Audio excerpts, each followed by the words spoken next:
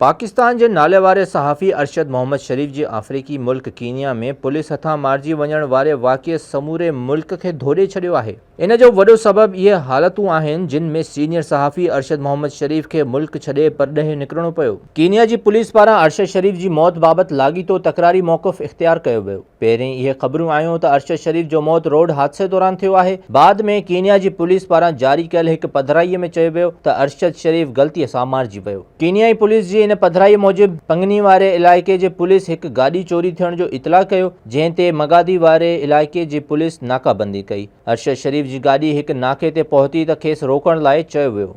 Driver पारां गाड़ी न रोकण ते पुलिस अहलकारनि फायरिंग कई, जंहिंमें पाकिस्तानी सहाफ़ी मारिजी वियो। कीनिया की पुलिस पारां इन बयान में वाक़िए ते अफ़सोस ज़ाहिर कंदे संदसि ख़ानदान सां हमदर्दी जो इज़हार कयो वियो आहे। कीनिया में पुलिस जे कम की निगरानी कंदड़ इदारे इंडिपेंडेंट पुलिस ओवरसाइट अथॉरिटी की चेयरपर्सन एन मैकोरी भी वाक़िए ते अफ़सोस ज़ाहिर कंदे चयो आहे त मामले की जांच लाइ हिक टीम उमाणी वई आहे। There is alleged police killing of a Pakistani national at Tinga Market, Kajiado County last evening. Our rapid response team has already been dispatched. The name of that Pakistani national is Arshad Mohammed Sharif, aged 50, who incident happened on 23rd at 22 hours.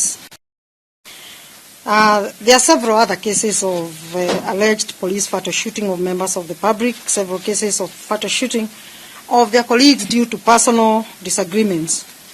So even as we read this statement, IPOA assures Kenyans of full commitment to deliver on its mandate. Tehreek Insaf के सरबराह इमरान खान अरशद शरीफ की मौत ते पहिरियों रद्द अमल ज़ाहिर कंदे चयो त अरशद शरीफ सच ॻाल्हाइण की क़ीमत अदा कई है। इमरान खान अरशद शरीफ के कत्ल की अदालती जांच कराइण जो मुतालबो भी कयो। इमरान खान अरशद शरीफ के घर पहुंची संदसि वारसनि सां ताज़ियत भी कई। पीटीआई के अॻुवाण जो चवणु आहे त अरशद शरीफ कीनिया में पाकिस्तानी हुकुमराननि की करप्शन ख़िलाफ़ एक इन्वेस्टिगेटिव रिपोर्ट ते कम करे रहियो हो, जंहिं करे खेसि मंज़र आम तां हटायो वियो। अरशद शरीफ जी अमर जी भी एक वीडियो सोशल मीडिया ते वायरल है, जंहिंमें हूअ रोईंदे चई रही है त मुंहिंजो पुटु वतन जे लाइ हिकु वॾी जंग विढ़ी रहियो हो ऐं अज़ीम मक़सद ख़ातिर हुन जान कुर्बान कई। अरशद एक निडर सहाफ़ी था, वो बहुत बड़ी जंग लड़ रहा था। मेरे अल्लाह उसकी कुर्बानी को कबूल कीजिए। वो वतन की जंग लड़ रहा था, वतन की खुद मुख्तारी की हकीकी आजादी की जंग लड़ रहा था। मेरे रब, ये मुकदमा आपकी अदालत में जहां से रहमत और इंसाफ होता है, जहां से रहम की अपील की जाती है और वहां से रहम होता है। मेरे मालिक रहम फरमा पाकिस्तान पे, पाकिस्तान के फाइटर्स पे रहम फरमा। मेरे अल्लाह करम फरमा। आमीन सुम आमीन। अरशद शरीफ की घरवारी जवेरिया सिद्दीकी पंहिंजे मुड़स के ओचिते मौत ते सदमो ज़ाहिर कंदे अपील कई है त संदसि मुड़स जूं क़त्ल खां पोइ वारियूं तस्वीरूं मीडिया ते न हलायूं वञनि।